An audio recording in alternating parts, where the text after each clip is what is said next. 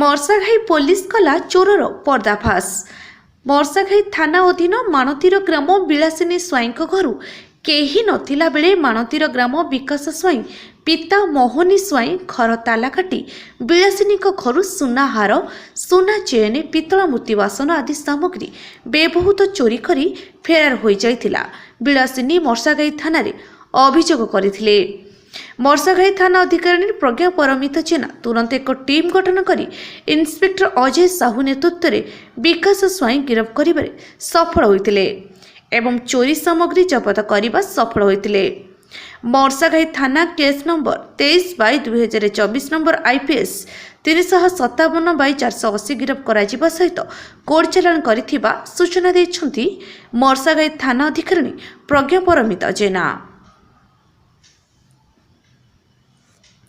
Bureau report Google news.